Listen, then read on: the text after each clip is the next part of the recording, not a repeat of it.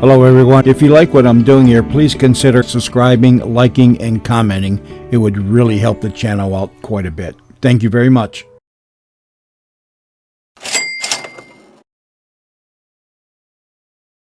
The Harold Peary Show. Honest Harold, the Homemaker.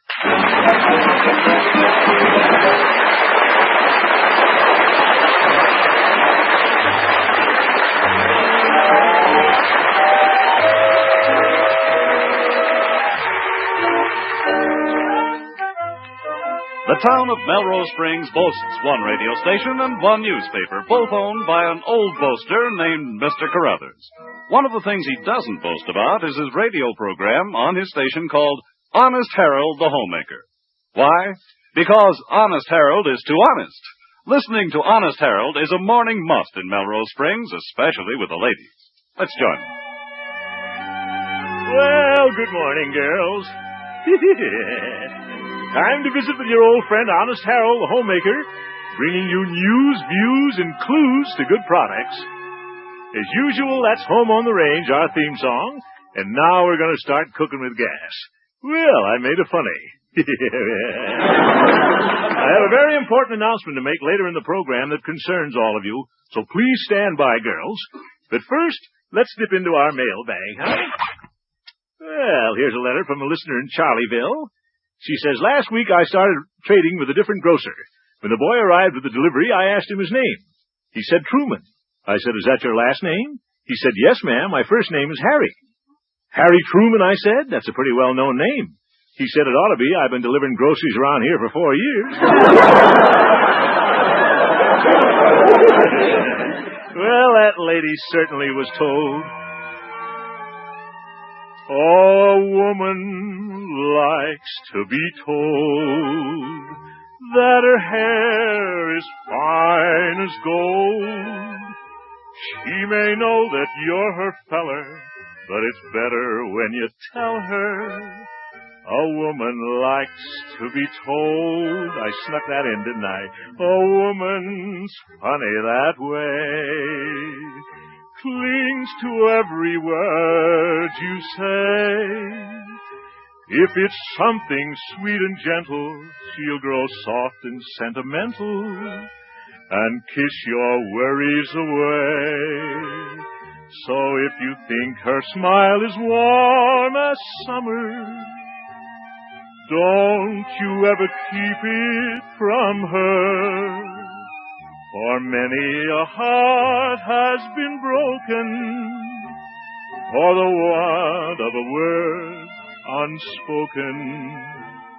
A woman likes to be told that she never will grow old. And the more you say you love her, more and more you will discover.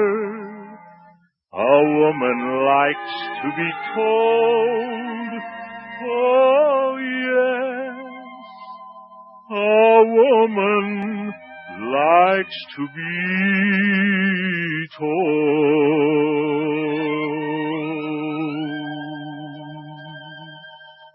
And now, girls, let's get serious for a moment. 2 weeks ago, a very high-pressure salesman sold me on the idea of introducing a new shampoo product on this program. Because it was new and not fully tried and tested, I asked all you ladies to accept a free sample from the manufacturer and then report to me. Since then, I've had numerous complaints on the product from you girls, and I'm canceling the account. I may get into a little trouble about this, but I want you to know that Grandma Llewellyn's liquid lather shampoo will never be mentioned on this program as long as I have anything to say about it.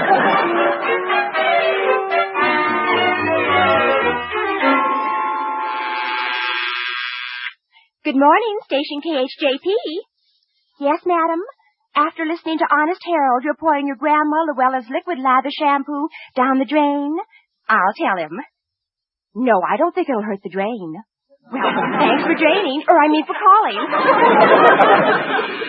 Hello, Station K. Oh, hello, Rosemary. Little old Gloria was just about to call you. Did you hear Honest Harold's program this morning? Well, he just went off the air, and between you and me, it's liable to be for the last time. Boss Carruthers called his nephew, Mr. Peabody, and now Mr. Peabody is going to call Harold, and... Oh, here comes Harold out of the studio. I'll call you back. Well, good morning, Glory. Did you hear my program this morning? Yes, I did, Mr. Hemp. And Mr. Peabody heard it, too. He was eating his breakfast at the time. Oh? He choked on his yogurt. He did? Oh, my goodness. Well, you know my policy, Gloria. I test all my products before... And by the way, Gloria, did you test that new product for me over the weekend? Oh, yes, I spent the entire weekend sunbathing. Good. How did that freckle cream work out? Oh, just wonderful. I got a whole new crop of freckles. I'm glad I didn't have Evelina try it. Gloria, you're a fine guinea pig. Thank you very much. Well, see you tomorrow, same time, same station. I hope so. Yeah. What? Mr. Peabody wants to see you in his office right away. Is he in there now? I'm afraid so. I can hear him tapping his fingers. Yeah, I know what you mean. Well, that's radio, give and take. Only so far I haven't found many who'll take what I've got to give. Well, keep your lines crossed, Gloria. Don't I always? Good luck. Yeah, thanks. She's a nice kid. Well, here goes nothing. Maybe I was a little hasty about canceling that shampoo account. I don't know, though. My listeners objected to the stuff. Besides, I tried it and took all the wave out of my hair. No, sir, my head tells me I did the right thing. And if big shot Stanley Peabody so much as raises his voice to me, I'll... Whoa, hello, Stanley. Thank you for opening the door. Come in. Oh, thank you.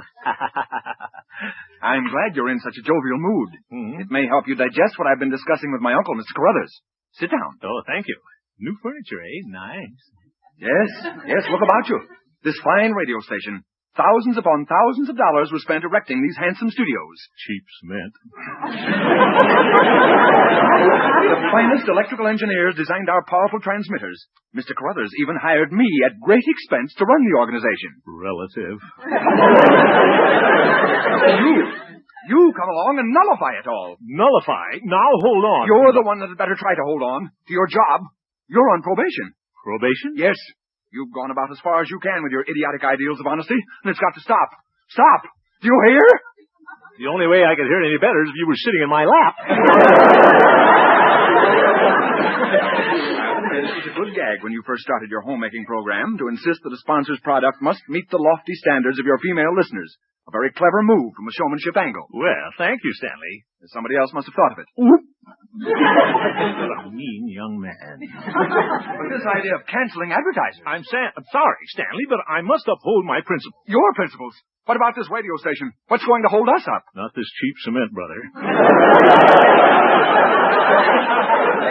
What possible justification did you have to cancel that shampoo account? Well, my listeners complained about it. And just what great fault did your listeners find with the shampoo?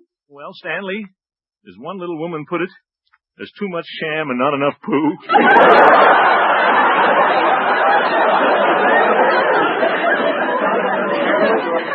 Carruthers very angry. You're making me very angry, too. You ruined my breakfast this morning. I'm sorry you choked on your yogurt. Please. Instead of wasting your time testing products, why don't you do something constructive? Huh? If you have to crusade, go after something worthwhile, such as lowering taxes. Are taxes too high? Or try to do something to better Melrose Springs. What? I'll give you an example. Mrs. Carruthers, my aunt, who, as you know, is the political leader among the women of this town, is planning to run me for mayor. Now, why don't you convince your listeners that I should be the next mayor? I thought you wanted me to do something to better Melrose Springs. Get out! And remember, you've got one more chance. But Stanley! Get out before I do something that'll put me in True Detective magazine. Oh, brother, I guess I better go. That's murder.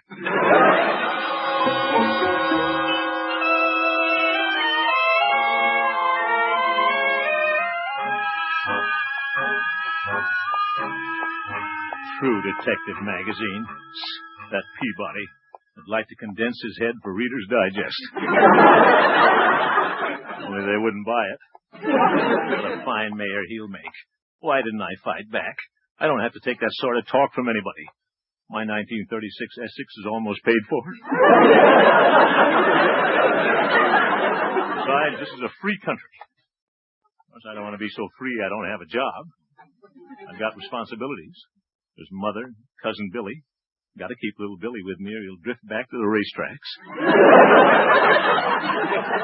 Hey there, Crooner. Oh, hello, Doc. Talking to yourself, weren't you? Yeah, that's better than talking to some people I know. Always did prefer animals to people. Yeah, I know that, Doc. Fact is, that's why I became a veterinarian instead of an MD. Oh? Animals are more considerate. Never did have a horse call me in the middle of the night unless it was serious. You're wonderful, Doc. Can I drop you any place? Well, I'm heading home. Well, fine. Hop right in then, huh? Yeah. I just came downtown to get some dog biscuits. Have one? Yeah. You better take two. They're kind of small. No, thanks. Oh, but they're crammed full of vitamins.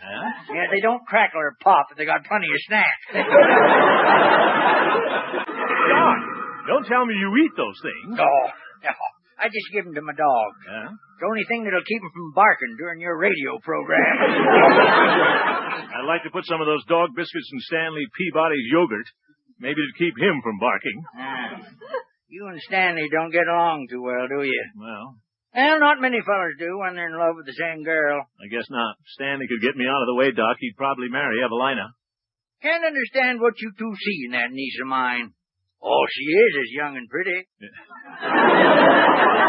Yeah, she's beautiful. Well, all us Yanceys are.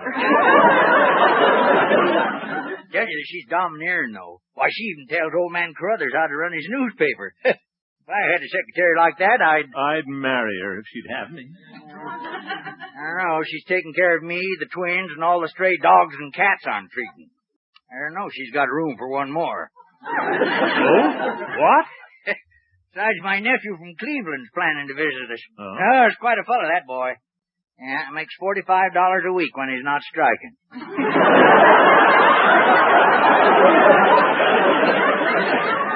Well, anyway, this is a fine time for me to be thinking about getting married to Evie. I'm about to lose my job. What, again? Yeah, serious this time. In fact, Mr. Carruthers had Stanley put me on probation. You're too honest, eh? Well, yeah, I remember it's given you trouble all your life. they think I should forget about testing home products and get behind a project to make the town better. Yeah, Boss Carruthers would like that, seeing as how he owns most of the town. What you slowing down for? Is this spring wagon out of gas? Oh, this is the school zone, Doc. Oh, yeah. Say, if you want a good community project, son, how about getting the town to build a livery stable? A livery stable? There aren't any horses in this town. Well, that might bring them back. Sure, get some of these cars off the streets. Devil's playthings. Now, Doc, you're just an old fuddy-duddy. Automobiles are a boon to mankind. Now, my boy, if nature's intended it... Say, watch out for that little kid. What? Oop, I'll go around him. Hang on, Doc. Oh, yeah.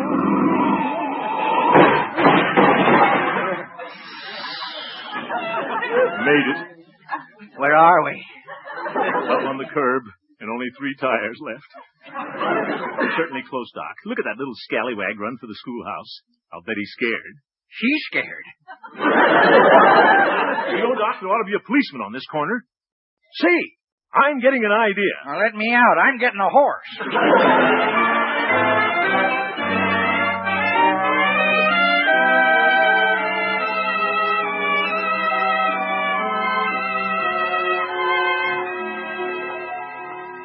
Well, it took me all day to contact the school principals, but they're all behind me. Just can't wait to tell Evelina about this. I hope the dear little twin sisters have gone to bed. And old Doc Yak-Yak, too. Dear old Doc. I wonder if the old boy sleeps standing up like a horse. Oh, come in, Harold. Yeah, thank you, Evie. Thank you. I was hoping you'd drop over. I've been worried. I understand you had some trouble at the radio station. Yeah, I did. But today I hit on a plan that'll make Mr. Carruthers approve of me. Oh, well, take it from his secretary, Harold. It'll have to be quite an idea. Oh, this one is. Stanley Peabody suggested what he said was a worthwhile project, convincing my listeners that he should be the next mayor. But I've got a better plan, and a more honest one. Oh. I'm going to start a radio campaign to put a policeman at every corner of every schoolhouse so that our children can cross the streets. Oh, that's a wonderful idea, Harold. Is Mr. Carruthers enthused? Well, I haven't spoken to Mr. Carruthers yet. I've got a call in for Stanley to call me here. I hope you're Staying at home this evening. Don't worry about that. Look at all the work Mr. Carruthers sent me home with. Yeah, slave driver. Oh, but, this is interesting. Oh? I'm proofreading a series of articles that Mr. Carruthers wrote for his Sunday editorial. It's on one of his pet subjects. Huh? Lip reading. Lip reading? Mm-hmm. He is a bit deaf, Deaf too?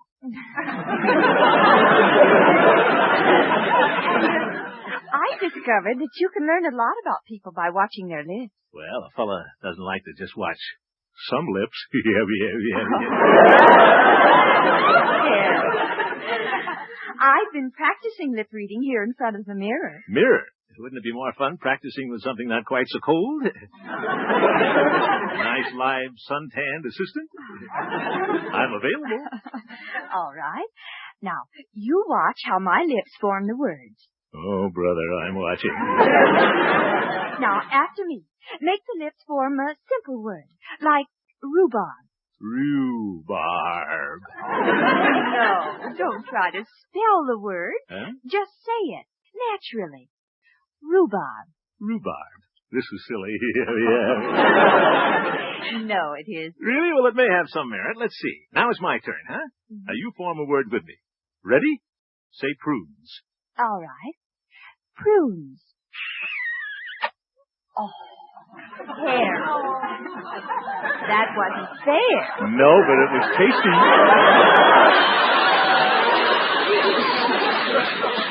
You shouldn't have kissed me. You shouldn't have said prunes. You were irresistible. Abby. Yes? It's strange that lip reading should make me think of marriage. But now that I'm sure of my job again... Oh, that must be Stanley now. Yeah, it would be. I'll get it. Hello? Is that you, Hemp? Did you call me? Yes, I did, Stanley. I've taken your advice. Oh, really? Uh-huh. Your suggestion about crusading to better Melrose Springs? I want you to tell Mr. Carruthers about it. Well, I certainly will. You mean about deciding to back me for mayor? Oh, no. My idea is to have a policeman on every corner at every school. What? A policeman on every corner? Huh? Hemp, you realize there are 4 schools in this town. There are 4 corners at each school. That's 16 additional policemen. 8, 12, say, he's right. 16 policemen. Do you know what that means? It means safety for our school children. It means higher taxes. And you know who pays most of the taxes in this town? Well, Mr. Carruthers, of course. Yes. And what, may I ask, is wrong with the suggestion I gave you? You mean to back you for mayor? Certainly. Well, as one of my lady listeners so aptly put it, too much sham and not enough poo. That did it? Huh? To coin a phrase, my dear boy, you've reached the end of your rope, Hemp. Hey, that's pretty clever. What? You're fired. Fired? But Stanley! I guess he didn't like my idea. Are you finished, Harold? Yeah, I'm finished. In more ways than one. Well, Mother always said, it's important to have an open mind. But maybe I've got a hole in my head.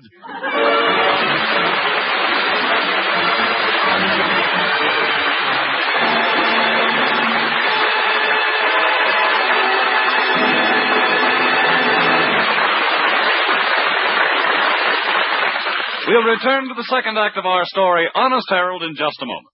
I think this is a good time for a reminder that safety in driving is mighty important, especially on these vacation days.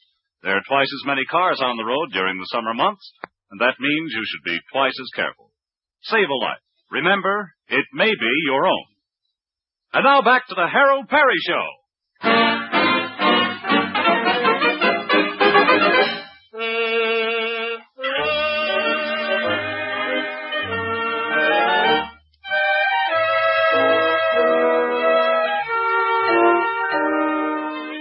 We're back in Honest Harold's hometown, Melrose Springs. It's the next day, and we find ourselves at the radio station. Good morning, Station KHJP. Oh, hello, little Billy. Honest Harold's program? Well, hold the wire, little Billy, and I'll tell you all about it. Hello, Station KHJP. Oh, hello, Rosemary. Has little old Gloria got news for you? But I'll have to call you back. Little Billy's on the other line. You know, Harold's cousin, that cute ex-jockey. Hello, little Billy. Hasn't Harold told you? Well, I guess he didn't want to worry you. But he isn't the homemaker here anymore. He's been replaced with an organ recital. He came in this morning, packed up his test tubes, and went home to Mother.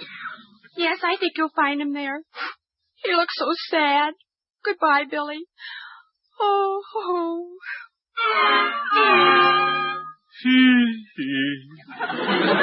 Now, Harold, stop worrying. Everything happens for the best. Remember, honesty is the best policy. Yes, Mother, honesty is the best policy, but I'm beginning to think the premiums come pretty high. Don't you want a little dessert, Harold? I think I've had enough lunch, Mother. I'm trying to keep my weight down, you know. Oh, you're not too fat. Oh, yes, I am. The last time I took a train trip and got into an upper, it immediately became a lower. Oh, now, you're just healthy looking. But you won't be if you don't stop worrying and eat more. Well, you can save my dessert for Billy, huh? There you go. Always thinking about other people. Take me, for instance. You? Yes, I hold you back. A nice boy like you should be married and have a home of his own. A man deserves those things when he's touching 40. I'm not touching 40, Mother. I'm beating the living daylights out of it.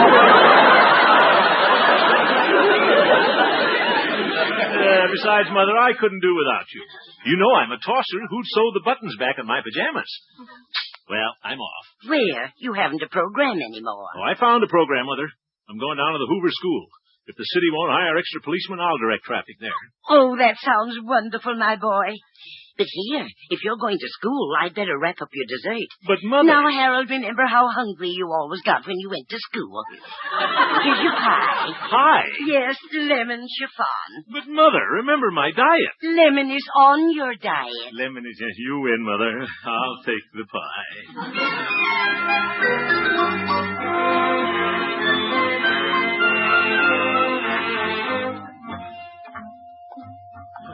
What am I going to do with this piece of pie? Can't hold it in my hand while I'm directing traffic. Oh, well, I'll eat it. Yeah. Dear old Mother. She really thinks I ought to get married. Married to Evelina. That'd be wonderful. She's so pretty. She can't cook as well as Mother, but that's good. I can stay on my diet. What about Mother and little Billy? Maybe Billy could be our babysitter. Nah. Babies.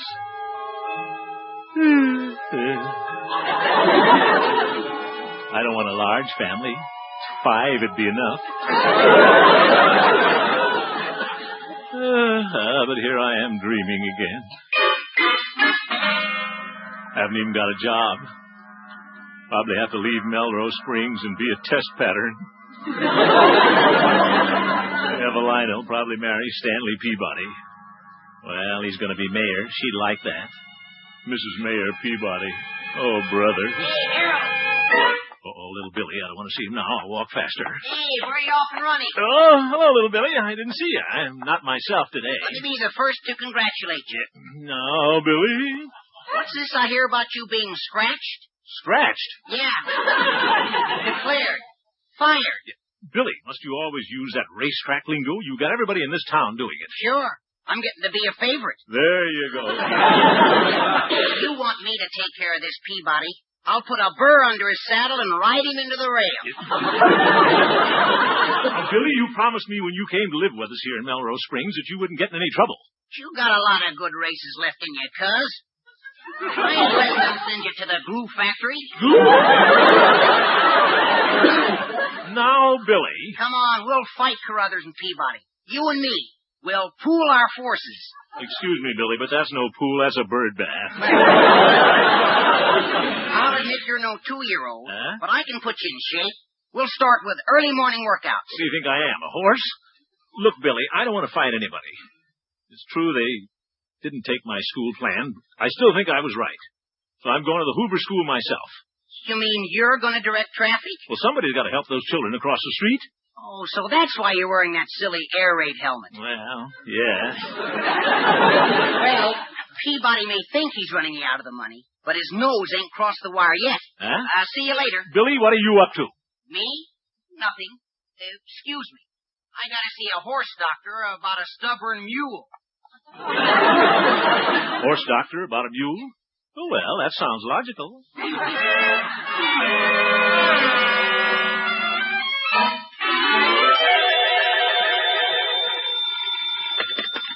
Dr. Yancey speaking. It's your nickel. Start talking. Doc,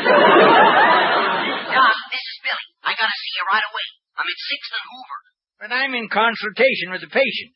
Patient? Yeah, I'm clipping a sheep. Well,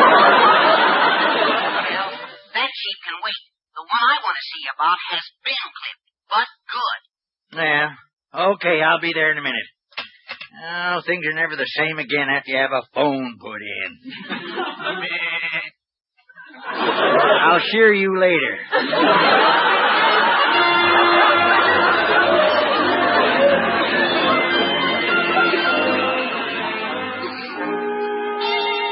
All right, come along, children. Scoot across while I have the car stopped.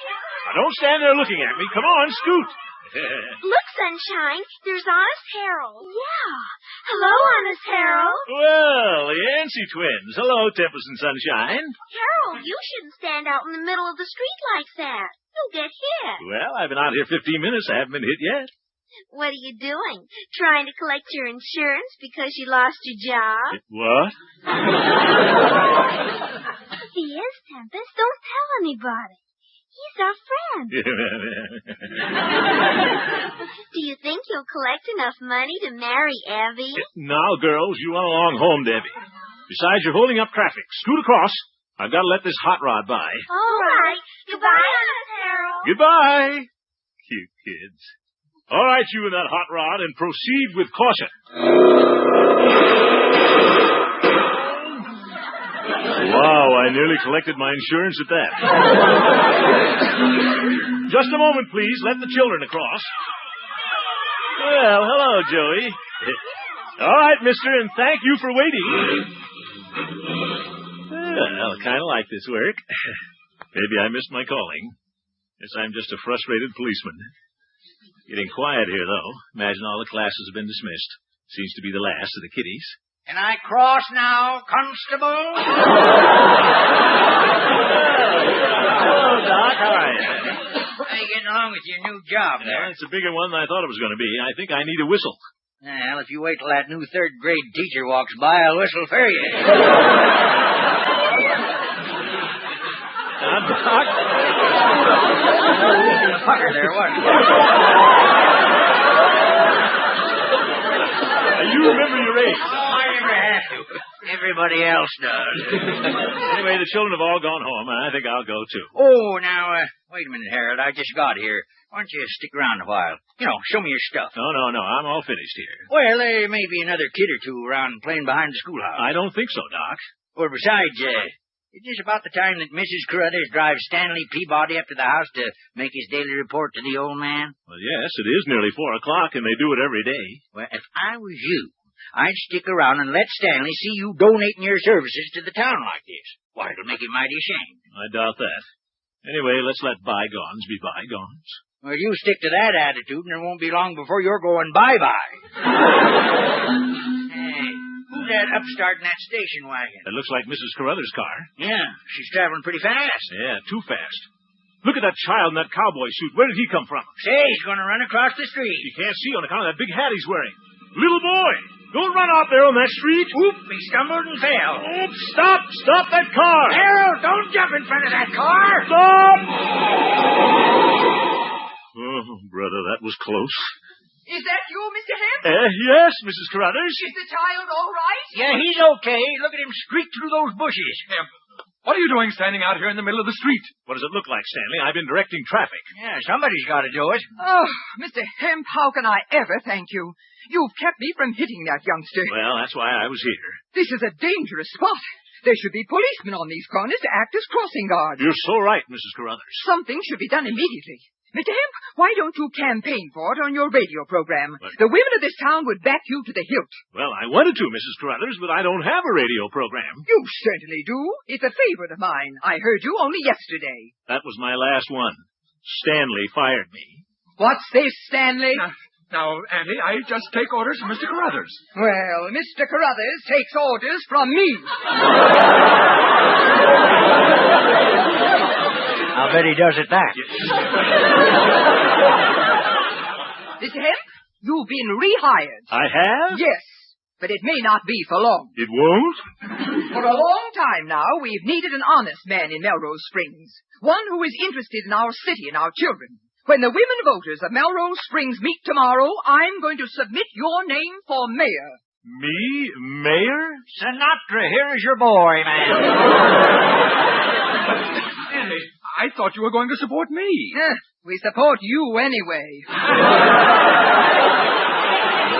Oh, that's his partner. Please, Doc, but Mrs. Carruthers, do you really think I'm qualified? I don't think I want to be mayor. Don't argue with me, young man. You're as good as elected. Yep. Stanley, close your mouth and let's go home. Right, Andy. Goodbye, honest man. Goodbye, Mrs. Carruthers. Well, isn't she sweet? Well, that turned out slick, didn't it? Doc, it couldn't have been planned better. Yep. What'd you say? You can tell little Billy to come out from behind those bushes now.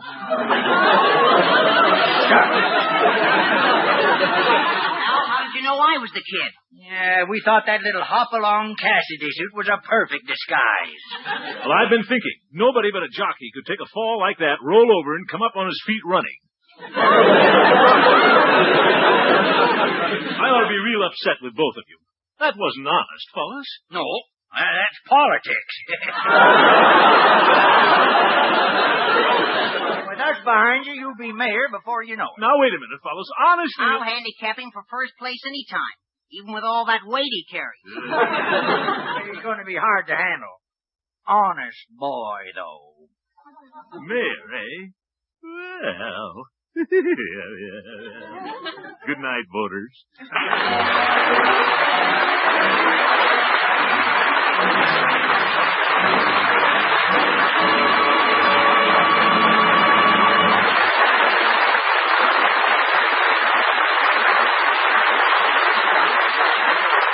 You've just heard the new Harold Peary Show, Honest Harold. The supporting players included Sharon Douglas, Olin Soleil, Norma Jean Nilsson, Ann Whitfield, Jimmy Ogg, Lois Corbett, Jane Morgan, and featured Gloria Holliday as Gloria and Joseph Kearns as Old Doc Yak Yak. Norman MacDonald directed, and the music was composed and conducted by Jack Meakin. William Danch contributed additional dialogue to Mr. Perry's original script.